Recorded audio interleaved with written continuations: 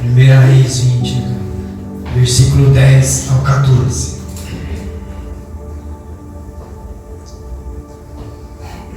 E Ben-Hadad enviou a ele e disse: assim me façam os deuses e outro tanto, que o pó de Samaria não bastará para encher as mãos de todo o exército que me segue.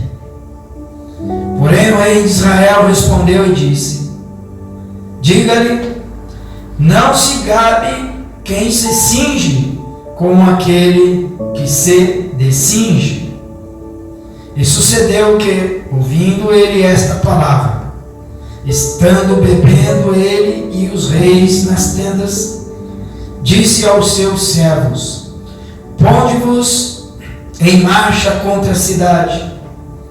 E eis que um profeta se chegou a Acabe, rei de Israel, e lhe disse: assim diz o Senhor, viste toda esta grande multidão? Eis que hoje a te entrego nas tuas mãos, para que saibas que eu sou o Senhor. E Acabe pergunta ao Senhor: por quem? E ele responde: assim diz o Senhor, pelos moços, pelos filhos dos príncipes das províncias. Ele disse: e quem começará a batalha? E Deus, através do profeta, lhe responde: tu a começarás. Amém? Glória a Deus. Amado Deus, esse é o texto de hoje, ó Deus, para a mensagem, Pai. Nos ajuda e dê discernimento, Pai, para que este povo, Senhor, compreenda essa mensagem. Nós pedimos em nome de Jesus, amém. Amém? Aleluia. Na última mensagem, nós utilizamos o capítulo 19. Nós vemos que depois de Elias eliminar com os profetas da Jezabel, voltar a orar aos pés do Senhor lá em cima do cume do monte, para que voltasse a chover, o tempo, o clima volta ao normal, volta a chover. Amém? E bastou o sinal da pequena nuvenzinha que o servo de Elias vislumbrou, dizendo: ó Senhor, está se levantando uma pequena nuvem do tamanho de uma mão. Ele diz: é o bastante, vai e avisa o Acabe para que ele se mande para o palácio com a sua carroça, que a chuva vai pegá-lo no caminho. Lembram disso, né? Amém. Aleluia. Elias, segundo o texto lá do capítulo 19, diz que ele se pôs à frente de Acabe até a entrada da cidade de Jezreel, e por ali ficou. E o Acabe voltou para o palácio. Lembram? O que o Acabe foi fazer no palácio? Foi orar a Deus, se arrepender? Hã? Não, o que o Acabe foi fazer? Foi matracar, foi contar tudo para Jezabel o que tinha acontecido, não foi?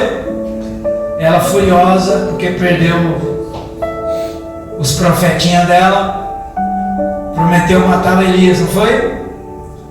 Mandou alguém avisar, falou: vai lá, procura o Elias, diz para ele que amanhã, a essa hora, ele vai estar morto, igual ele fez com os meus profetas. O Elias temeu, não foi? E correu. Foi lá para as bandas de Judá.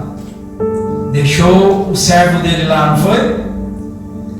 Diz: fica por aqui, que aqui ela não vai te infortunar. E eu vou me esconder. E andou o caminho de um dia. Né?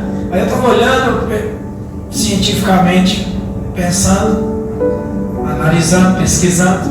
Caminho de um dia para um ser humano, um dia andando. Se o cara for bom de perna, não tiver problema nenhum de joelho, de tornozelo, ele consegue andar entre 60 e 70 quilômetros, sabia? Num dia. Dá para ir quase daqui no litoral andando num dia, se for bom de perna. Então imagine, Elias deve ter andado. O Elias deve ter andado uns 100. Ele estava com medo, não é? Então ele vai e caminha de um dia para dentro do deserto. Perceba, não é? Cidadezinha já nos limites, indo para a Síria, para Damasco. Mas aí ele sobe para o monte da revelação, o monte de Deus. Ele não está mais no cume do Carmelo, ele está indo para o Monte Sinai. E o Monte Sinai tem história, não é? Muita história. E ele foi para lá, se meteu numa caverna, falou: aqui eu estou seguro. Porque ainda que sobrasse algum profeta da Jezabel, no Monte Sinai eles jamais iriam, depois do que aconteceu no Carmelo. Não é coerente isso? Então ele se esconde num buraco lá, numa caverna, e fica lá. Mas aí Deus visita ele. Lembra que Deus visitou ele um pouco antes, lá no deserto, debaixo do zimbro? Aí Deus pergunta a Elias: o que você está fazendo aqui?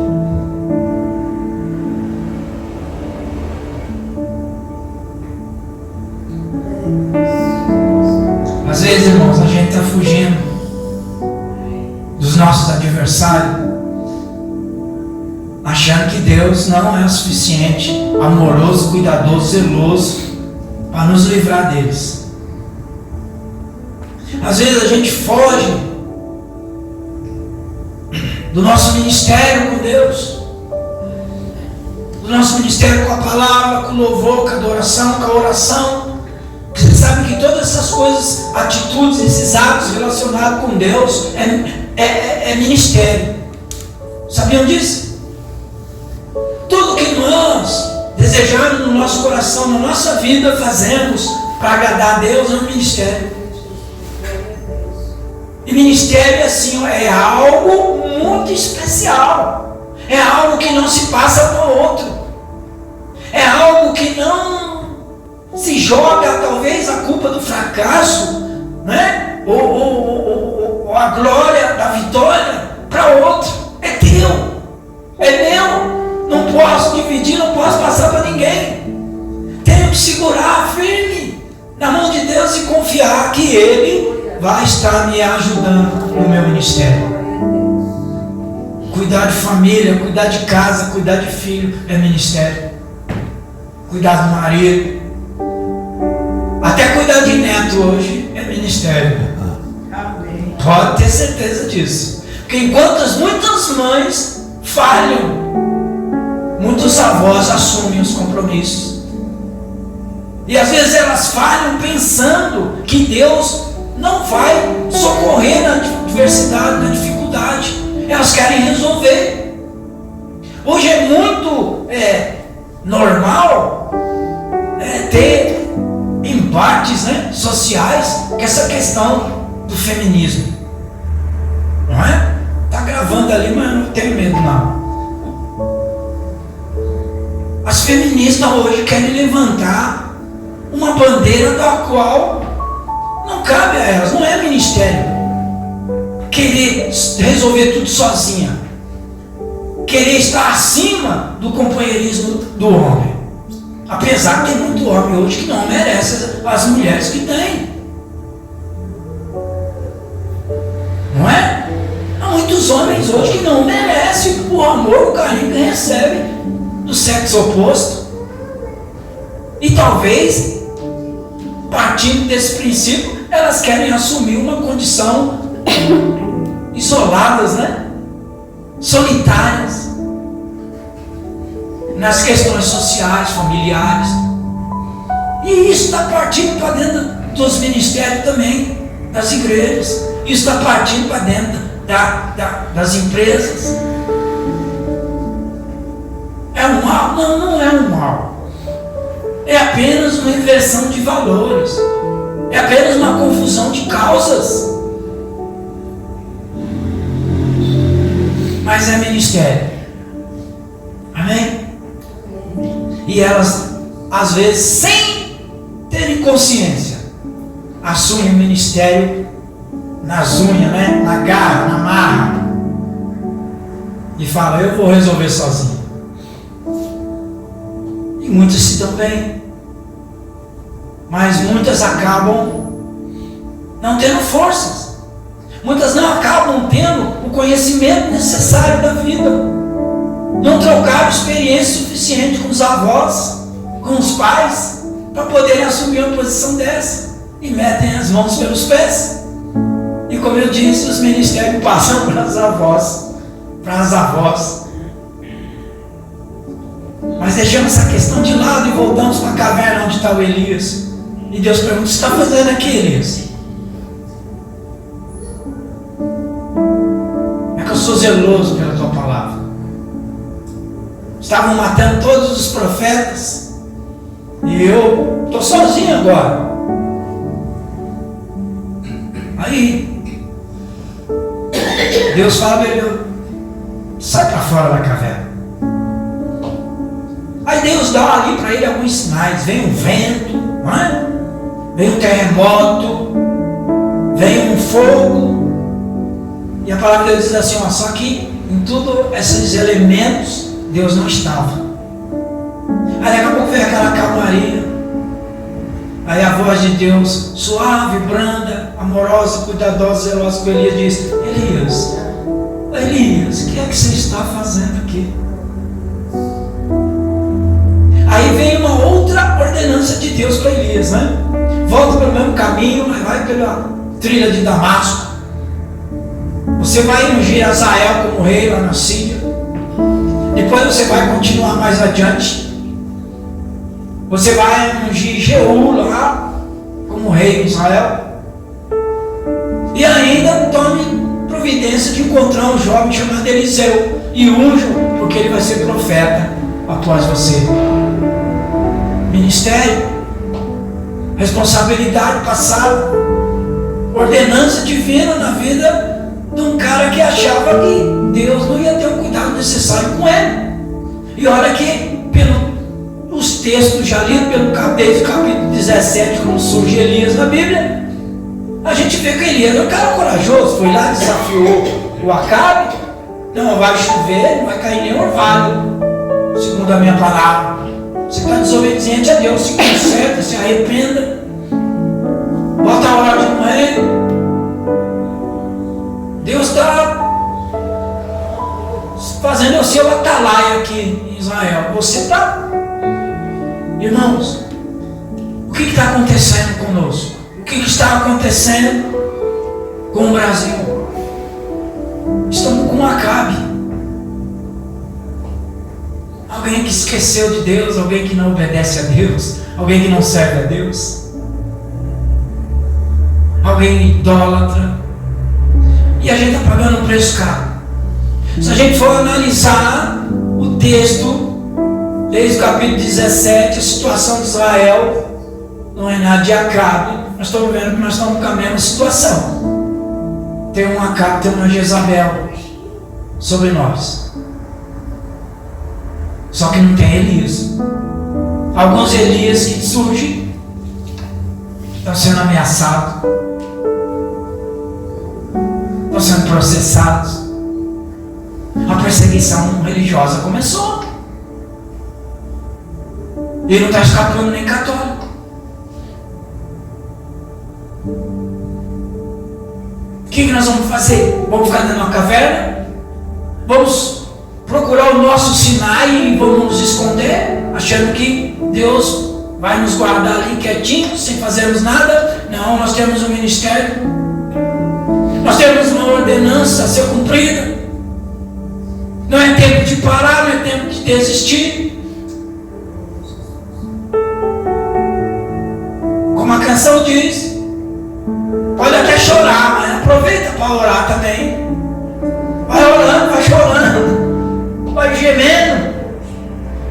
vai ter que ir. Não adianta parar, não adianta reclamar. Como diz o nosso irmão Jussier, ou adora ou chora, né? Ou vai ficar adorando ou vai ficar só chorando. Mas a canção diz assim: enquanto você chora, usa tuas lágrimas para irrigar a tua fé. Usa as lágrimas para poder fazer germinar as sementes que estão aí dentro do seu coração, lançada, plantada. Há quanto tempo no ministério, na igreja? Há quanto tempo ouvindo a palavra de Deus? Há quanto tempo ouvindo as profecias? O nosso coração, nossa alma deveria ser um grande jardim do Senhor, plantado só com as primícias, com as excelentes árvores do amor, da justiça, da graça, da misericórdia, do perdão, da fé, da esperança, da cumplicidade com Cristo. Mas às vezes a nossa alma está como um jardim seco. A nossa alma muitas vezes está como o deserto que Elias atravessou, foi atravessar até chegar lá no Monte Sinai. Sequidão, calor, medo, desespero, assombro. Mas nós precisamos sair dessa caverna, caso a gente tenha entrado em alguma. A gente tem que voltar atrás desse deserto, caso a gente tentou ir para a solidão. A gente tem que voltar para a porta da cidade. A gente tem que voltar para os compromissos ministeriais que Deus nos concedeu. Nós precisamos voltar para a nossa vida real e verdadeira de crente com Cristo. Nós não podemos continuar numa vida simplesmente de religiosidade. Uma vida para mostrar para as pessoas simplesmente que eu vou na igreja, que eu sou crente, sou cristão. Ser crente, preste bem atenção nisso. Ser crente hoje não é mais bonito não. Daqui para frente ser crente vai ser perigoso. Dá para ver o porquê, né? Tantas coisas acontecendo. Alguns países da África, vocês estão acompanhando o que está acontecendo. Estão enterrando vivo crentes com criança, família inteira. Recebi um e-mail hoje, lá do Zé da Água do Piauí, pedindo oração para a gente orar, que ele mandou um missionário lá para a Etiópia. Falou, achei que eu estava ajudando ele a crescer no ministério missionário, mas eu acho que eu meti ele numa encrenca. Que a última ligação dele foi interrompida, que ele disse, a polícia está atrás de mim aqui. Eu não posso pregar o evangelho aqui. E nunca mais teve contato, e falou, não sei o que está acontecendo. Precisa orar. O nosso embaixador na Etiópia não tem mais. Não existe. O nosso governo, todos os países onde começou rigidamente a perseguição cristã, ele tirou os embaixadores. Isso ninguém conta, isso ninguém fala. Então há um controle. Então nós precisamos, irmãos, observar que Elias, ele tinha um ministério, Elias tinha uma responsabilidade. Elias foi levantado para designado a cumprir o mandamento de Deus, advertir a autoridade máxima da nação de Israel. E mesmo depois do sinal grandioso lá no Monte Carmelo, depois de pelo menos acho que uns 2 dias, 3 dias, uma noite, será uma semana, porque muitas vezes a graça de Deus, a glória de Deus manifesta em determinado momento, seja na igreja, seja na vida do crente, às vezes fica na lembrança, ela é contada, ela é testemunhada, 2 dias, 3 dias, uma semana depois é esquecida. E acredito eu que lá no Carmelo não foi diferente. Só o Senhor é Deus, só o Senhor é Deus, só o Senhor é Deus, mas de repente Esqueceram que o Senhor era Deus e voltaram para as mesmas coisas que faziam antes. O Acabe não deu nem sinal de que estava arrependido. Entrou para dentro do palácio para falar com a Jezabel. Jezabel continuou com o processo dela de destruir a fé do povo de Israel. O Elias vai parar lá nessa caverna no Monte Sinai. Deus se manifesta e fala: eu tenho controle sobre o vento, eu tenho controle sobre a chuva, eu tenho controle sobre o terremoto. Elias, eu tenho controle sobre o fogo. Elias, eu tenho controle sobre todas as coisas, sobre todos os elementos, porque foi eu que os criei. Elias, eu tenho controle sobre a tua vida, eu sou responsável pela tua vida. Volta lá e faz segundo a minha palavra. E a gente vai ver, até terminar, capítulo 19, que Elias faz isso.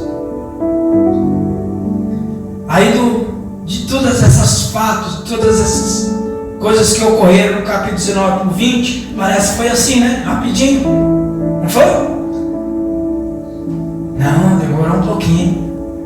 Leva um tempo. É como eu falo para os irmãos. Leva um tempinho, mas as pessoas acabam caindo no esquecimento. Quantas pessoas foram abençoadas através do ministério da Betel do Brasil aqui? Aí vocês dizem, mas foi ontem? Não, faz um tempinho. Algumas coisas a gente até esqueceu, porque isso é com Deus, não é com a gente. Não é?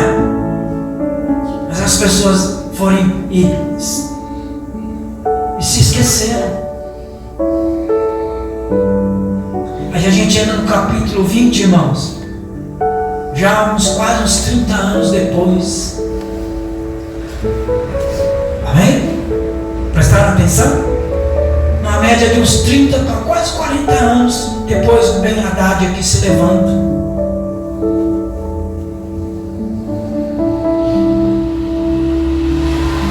E ele olha para Israel, e apesar de todas as coisas que aconteceram em Israel, parece que Israel prospera, parece que Israel está bem.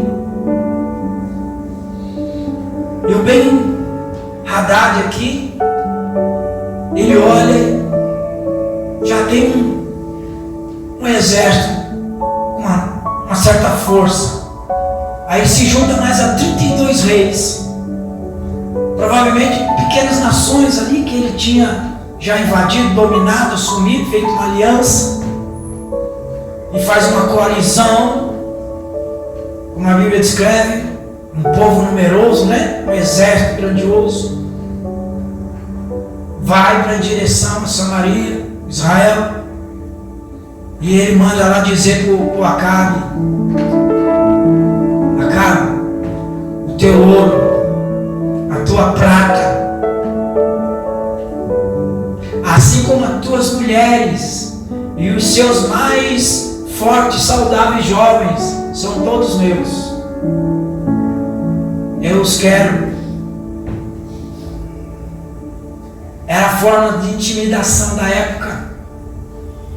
Um rei, quando queria subjugar outra nação, ele ia com um grande exército, uma grande tropa, e ameaçava dessa maneira. Se o rei lá que foi ameaçado fosse medroso, fosse um calça frouxa, ele cederia à chantagem. E o Acabe, ele não estava aqui na situação de resistir, não. Porque Acabe sabia que ele dependia da ajuda de alguém que é o Senhor dos Exércitos. Ele dependia da ajuda do grande general de guerra que nunca perde batalha. Ele dependia de um grande supremo general que entende sobre todas as campanhas dentro de uma guerra. Mas ele estava em desobediência. Ele ainda desobedecia, ele ainda não cumpria.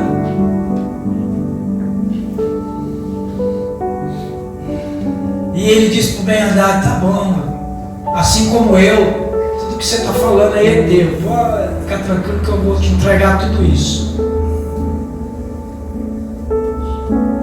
Irmãos, olha o que o mundo está fazendo conosco. Olha a situação que estamos vivendo hoje na América do Sul hoje. Há uma grande coalizão, um grande exército, espiritualmente falando, dizendo: eu quero tudo ao qual o que você tem apego. Eu quero teu dinheiro, eu quero tuas posses, eu quero a tua casa, eu quero os teus filhos, eu quero tua família.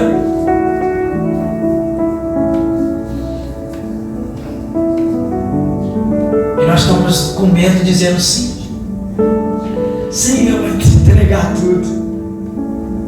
Aí talvez você diz: não, mas como que eu não estou fazendo isso, pastor, eu não estou entregando. Irmãos, nós estamos amedrontados.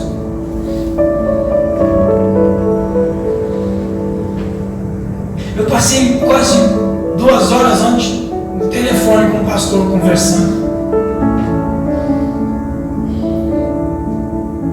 Resolvi dar uma ligadinha para ele para ver se estava tudo bem e tal. Ele aproveitou para desabafar.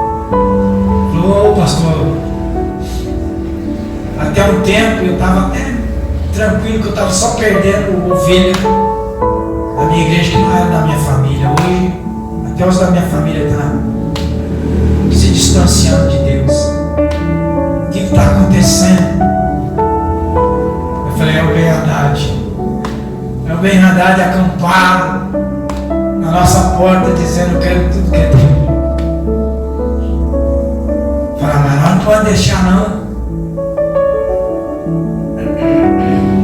O Acabe, ele vai buscar conselho com os anciãos. Eu não vou ficar lendo aqui para a gente não perder o foco da mensagem, para vocês não se desligarem aqui do assunto. Aí ele pega os anciãos, pega alguns príncipes, e quando a Bíblia fala de príncipes, são aqueles valentes, aqueles que formam o exército de Israel. E ele vai dizer: olha, o Hadad está aí na minha porta, está dizendo que vai levar todo o nosso ouro, toda a nossa prata, quer as nossas mulheres, quer os nossos filhos. E eu disse para ele que por mim está tudo bem, nós não vamos fazer guerra com ele. Olha a multidão que ele trouxe, olha o exército que ele tem aí. Aí os anciãos falaram: não é assim. Irmãos, homem de Deus, mulher de Deus, não tem medo da quantidade do adversário. Homem de Deus, mulher de Deus, não tem medo do tamanho do problema. Não tem medo da situação, não tem medo da lógica, da matemática. E eles disseram: mas quem somos nós para encarar tão grande multidão? Olha lá fora. E a Bíblia aqui diz que eles acamparam perto de Samaria. Talvez os povoadinhos de volta, fora dos muros da cidade, já tinham sido todos.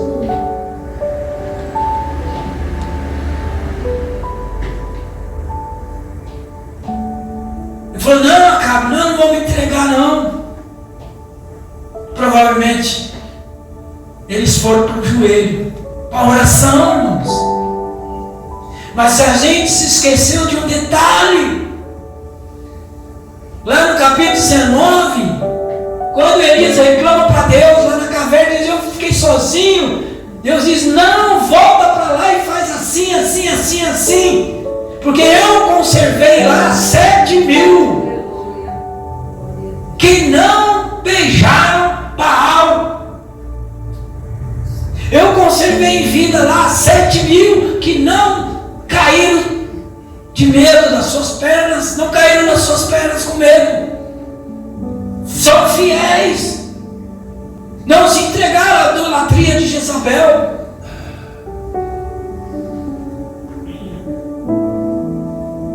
Aí Elias se anima. Irmãos, o que nós precisamos é ter essa convicção, essa certeza.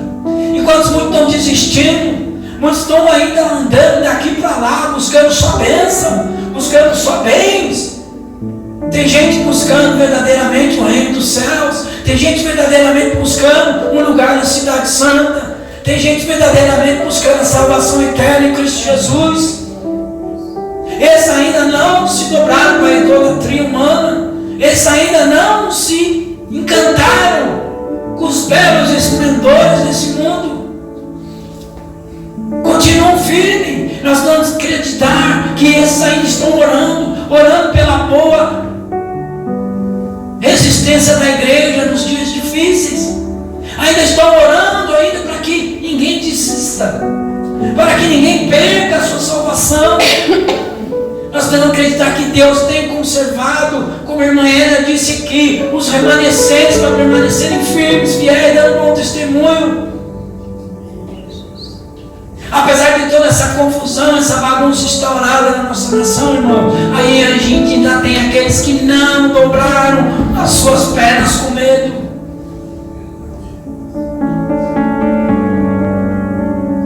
Prova disso, o 8 de janeiro.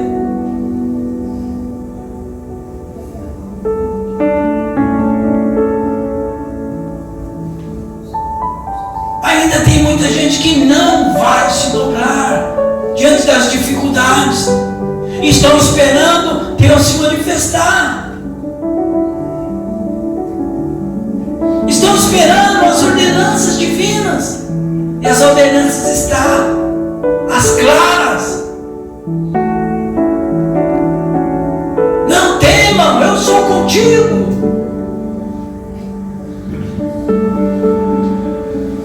Se verdadeiramente creres, verás a glória de Deus.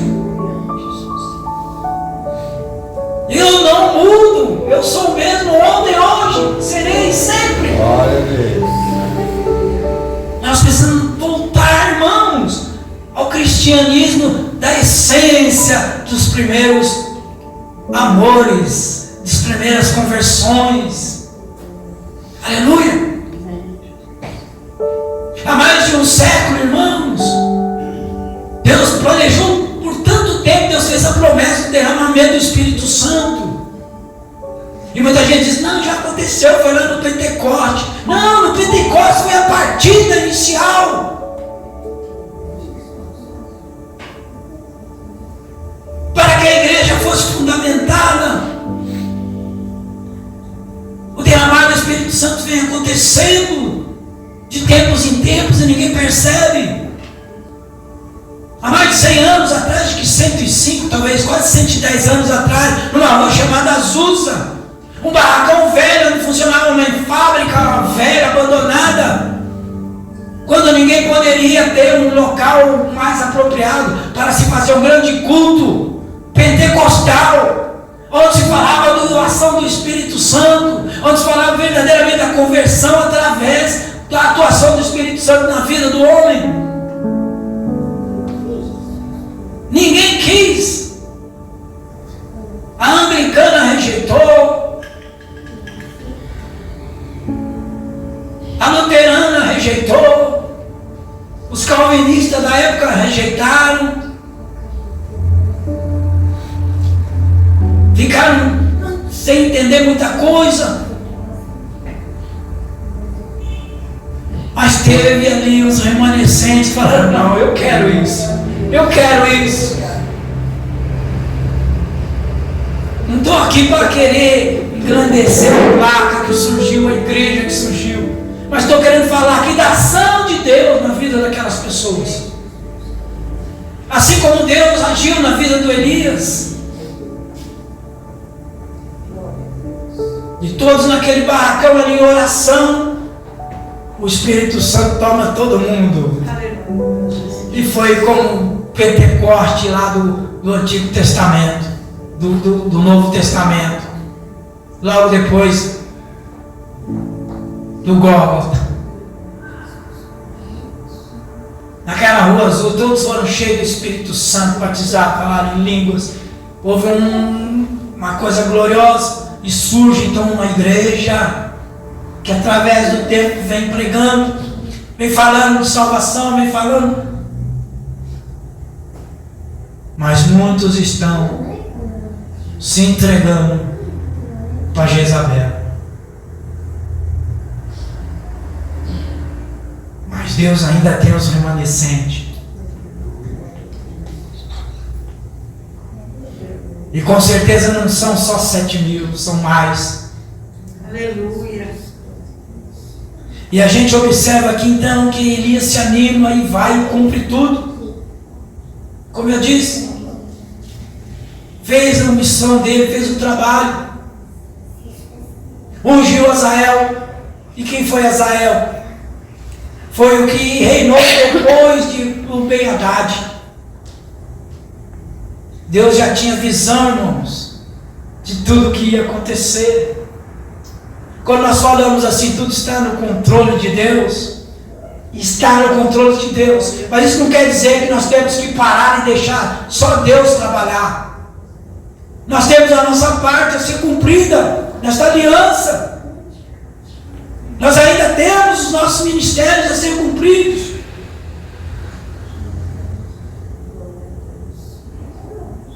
Com muita dor, com muita pena de mim mesmo, estou aprendendo isso, irmãos. Que quando a gente deixa de orar verdadeiramente pela família, pelos filhos, pelos amigos, a gente está quebrando a aliança com Deus. A gente está desobedecendo o mandamento de Jesus. E a gente está fadado muitas vezes a ser levado por essa onda, por essa maré de idolatria, que às vezes, como eu disse na pregação passada, a gente nem percebe, a gente se meteu nela. Estamos tomando banho nas quebradas de onda da idolatria e não estamos percebendo. Sabe como aquele que nunca foi na praia, quando ele vai na praia pela primeira vez, que ele sabe que vem a onda, mas também tem aquele, eu não me lembro o nome agora, técnico nesse científico, tem aquele retorno da água, e não é só a água que retorna, a areia também se acomoda, e normalmente as pessoas são derrubadas nisso, não conhecem como funciona, né? A quebrada da onda na praia. Então se empolga e de repente, às vezes a idolatria está fazendo isso com a gente, não. A idolatria desse tempo, do nosso tempo, da nossa geração, fazendo isso com os crentes. Crentes trazendo o mundo para dentro da igreja, trazendo o mundo para dentro das suas relações. E a gente está se conformando. E Jesus diz que é para não se conformar. Jesus diz que não é para a gente ter semelhança, não é para a gente copiar. Vamos resumir, né? Num linguajar mais fácil. Eu não preciso copiar o mundo, eu tenho que copiar Cristo, como Paulo diz. Seja imitador de Cristo, assim como eu sou. Mas hoje está difícil, porque se você imitar Cristo, você é vaiado. Você é rejeitado, você não é aceito. Jezabel não vai te aceitar, o Acabe não vai te aceitar. Mas Deus te aceita. Se você tropeçar, Deus te aceita. Se você errar, Deus te aponta o caminho e diz, não é aí, é aqui. Se você tiver medo, Ele diz, não, eu estou contigo. Se você não saber o que fazer, Ele diz, eu te ensino, eu te preparo, confia em mim. E o Elias fez tudo isso. Como eu disse, aí tem uma pausinha aqui, que às vezes a gente lembra, a gente não percebe, mas entre o 19 e o 20 tem uma pausinha de uns 30 anos, 35. O Ben-Hadad se levanta, se acha o cara e vai querer contra Israel.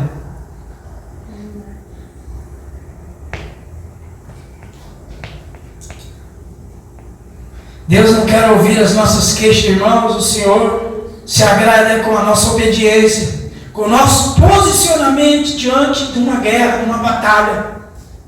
E os anciãos falaram: não, nós não vamos entregar nada para ele. E o que é que você está dizendo para o teu inimigo? O que é que você está dizendo para os teus problemas?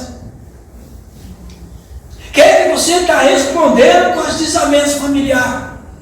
Não, aqui você não vai levar nada, Satanás. Aqui você não pode levar nada. Não tem nada que te interessa. Não é nada teu. Você pode gostar, mas não é teu. Entende?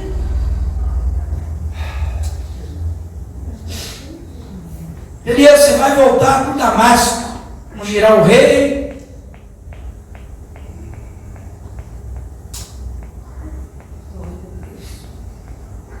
Em Israel também vai ungir outro rei. E um profeta.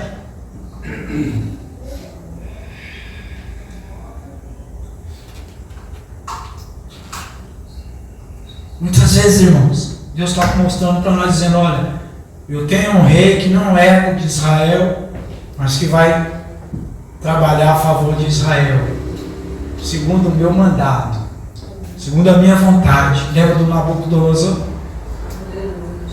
Lembra do Artaxerxes? Do Dário? Do Ciro? Eles eram israelitas, mas trabalharam para Deus, não é? Azael, ele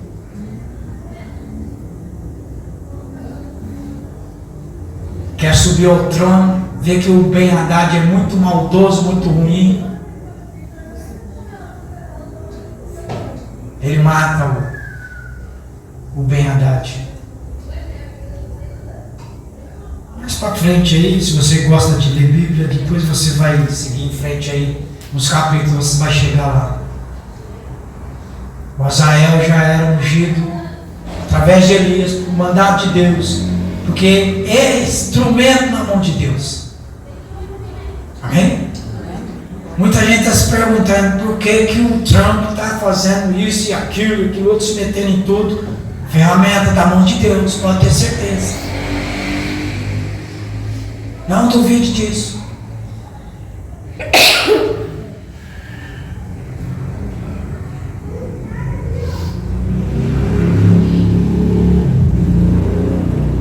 E aí, irmãos,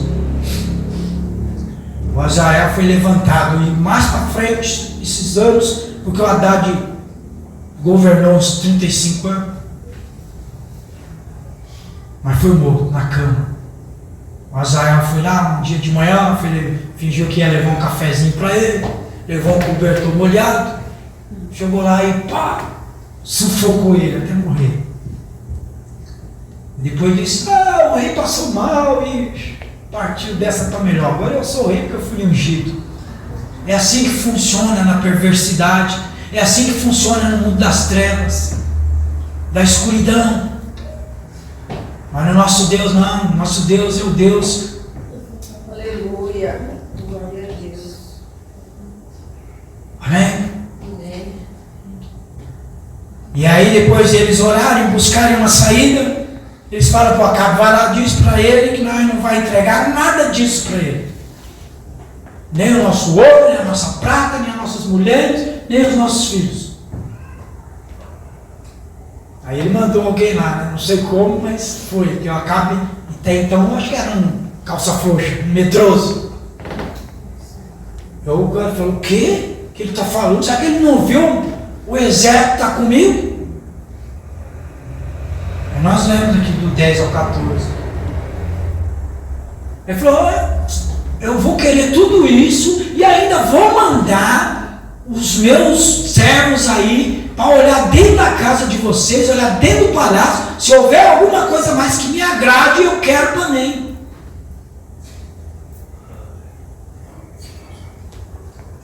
O que está escrito lá em João? O diabo veio.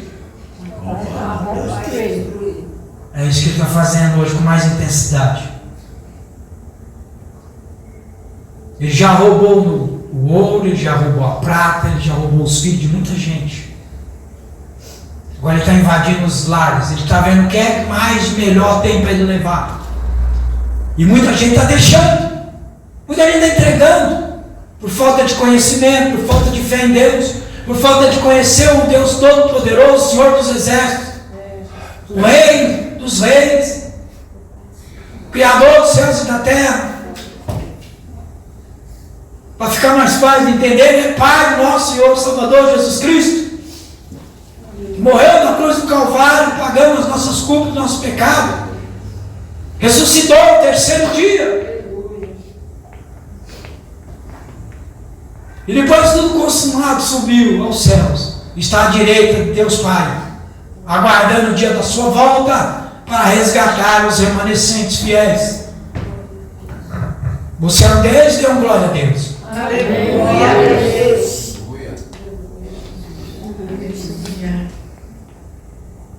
Aí o Haddad ficou muito bravo. Pode mandar tropa cercar a cidade e começar. Aí, aquela confusão, né? O Acabe não sabia o que fazer. Irmãos, homem, mulher de Deus, sem Deus, não sabe como agir na situação da dificuldade. Quem realmente só espera as bênçãos de Deus, mas não enfrenta as batalhas, as dificuldades, o jejum, a oração, quando vem a briga, quando vem a guerra, não sabe o que fazer. Mas graças a Deus nós temos um Deus zeloso, cuidadoso, misericordioso, bondoso, que nos ajuda e nos socorre. Mesmo a gente sendo um pecador miserável igual a Acabe. Mesmo a gente sendo um profano, idólatra. Mas Deus estava preocupado, era com os filhos dos príncipes. Ele estava preocupado, era com a posteridade de Israel. Ele estava preocupado em cumprir a promessa feita a Jacó, pai da nação israelita. E o Acabe lhe pergunta, o profeta, mas por que Deus vai fazer isso? Não foi? Mas por que o senhor está fazendo isso? Entende? Por que Deus ainda está conservando a igreja? Por que Deus ainda está conservando verdadeiros pastores? Por que Deus ainda está conservando verdadeiros missionários, amorosos, que estão entregando as suas vidas para falar do amor de Cristo, salvando algumas almas? Por que você acredita que tem gente ainda indo para um lugar, como eu falei agora, indo para a Etiópia, indo para a Somália, indo atrás de vidas, recuperar almas para o reino dos céus? Porque são fiéis à palavra e à promessa de Deus. Porque muitos aqui ainda não se entregaram. Porque muitos ainda defendem ainda a Bíblia, defendem ainda o plano de Deus para a salvação do homem. Porque acreditam e não vão se entregar. Como nós dissemos, né? Se converteram verdadeiramente, se tornaram crentes até o osso, estão tutando. E não tem como voltar atrás. Quem realmente um dia foi para a presença de Deus e sentiu a presença dele, em outro lugar não se encontra mais, em outro lugar não se ajeita, em outro lugar não busca refúgio mais, é só na presença de Deus, do Altíssimo.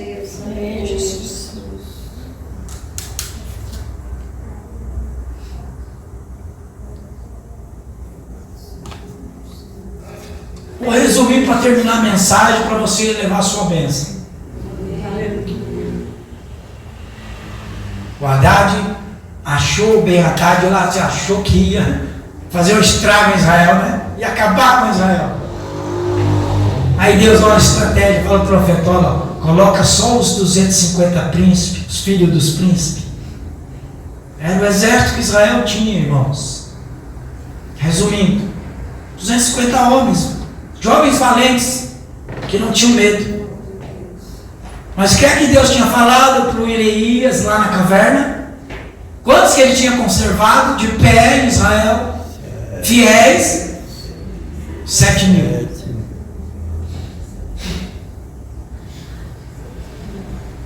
Historicamente, dizendo para os irmãos, a matemática, né, naquela época, sabe aproximadamente quantos homens tinham o exército do Ben-Hadad, essa coalizão toda?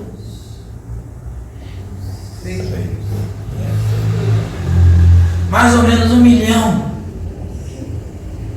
Próximo disso. Talvez ele tinha um exército como o rei Etíope. Lembra? Sazak, não me recordo o nome direito.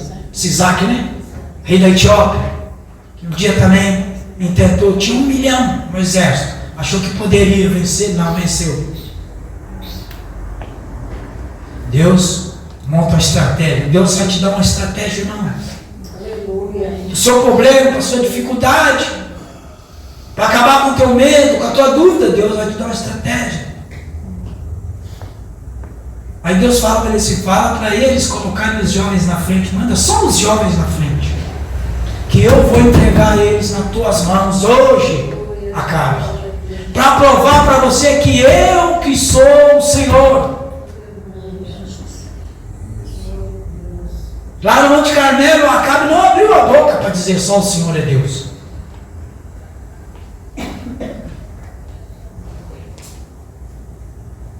Ele voltou debaixo de chuva para casa depois de uma seca de quase 4 anos, mas não disse só o Senhor é Deus. Quantas vezes, irmãos, as bênçãos vêm na nossa vida, as coisas acontecem na nossa vida pela misericórdia de Deus, a gente sendo um pecador, miserável. E a gente esquece que Deus é o Senhor. Não é pela minha força, não é pelo meu braço, é pela misericórdia de Deus Todo-Poderoso. Amém, Jesus. Aleluia. E o Acabe esqueceu disso. Mas Deus tinha uma misericórdia, Deus tinha um compromisso com a raiz de Jessé. Deus tinha um compromisso com a raiz de Jacó. Deus tem um compromisso com a minha raiz, com a tua raiz, com a raiz de todos vocês. Não duvidem disso. Eu creio, Senhor. Creio, Senhor. Aí alguém vai lá e fala para o Ben-Hadad assim, ó, me viram só uns poucos homens aí, acho que eles vêm trazendo a prata, o ouro.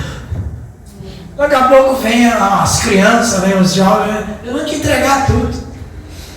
Aí o Ben-Hadad está lá na tenda bebendo com os reis, festejando a vitória já. E fala para eles assim, ó, mesmo que eles resistam, eles queiram brigar, não mate eles não, eu quero todos eles vivos. O que é que Deus disse para o diabo em relação a Jó?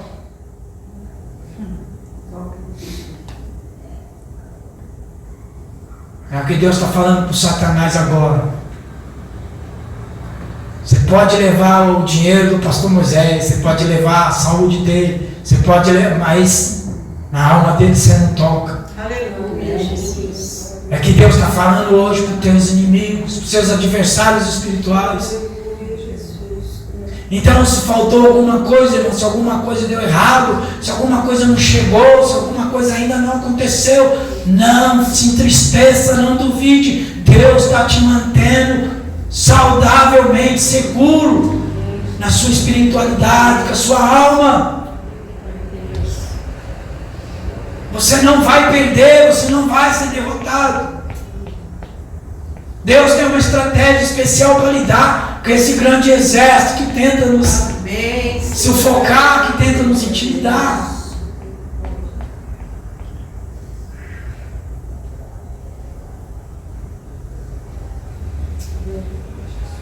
E depois você manda o resto do povo.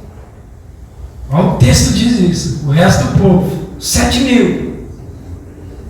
Os 7.000 que ainda acreditam no Deus Todo-Poderoso. Aleluia. Depois vocês vão, que eu vou entregar eles na mão de vocês. E a Bíblia descreve isso.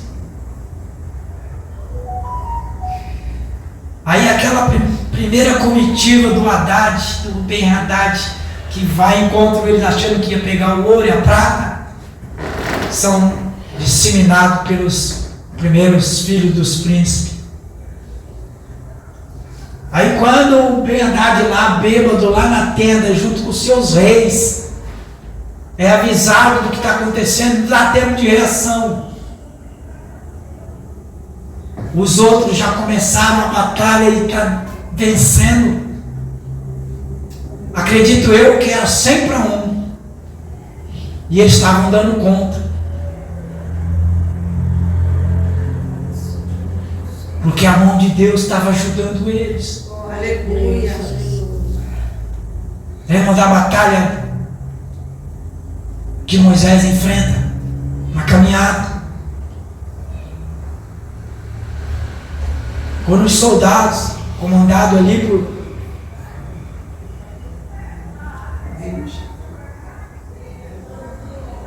Moisés, estendia a mão, o exército cansava. Moisés cansava, o povo começava a perder. Aí descobriram, perceberam isso. Levanta a mão para Moisés. Manda ele ficar com a mão estendida para o campo de batalha. E eles perderam, irmãos. Correram. Passou 1 ano, 2 anos depois, o Ben-Hadad forma de novo uma tropa, coalizão, que ele consegue escapar. O exército dele é disseminado. Mas ele consegue escapar vivo. Monta uma outra estratégia. Depois ele quer reagir, quer dar a revanche. É assim que o inimigo faz, irmãos. Ele te assombra, ele te assusta. Mas se você não temer, amém? Você põe ele para correr. Resista ao diabo. Resista ao diabo e ele fugirá de vós. Espiritualmente é isso, irmão. Essa é a revelação bíblica. O que está acontecendo conosco, o que está acontecendo com o nosso país, o que está acontecendo com a igreja. Estamos esquecendo de resistir ao diabo. Estamos cedendo o campo. O diabo está vendo fazer culto junto com os crentes. E a gente precisa resistir. Simplesmente resistir, confiar. E obedecer. Dar ouvido à voz do Senhor e obedecer. Aleluia.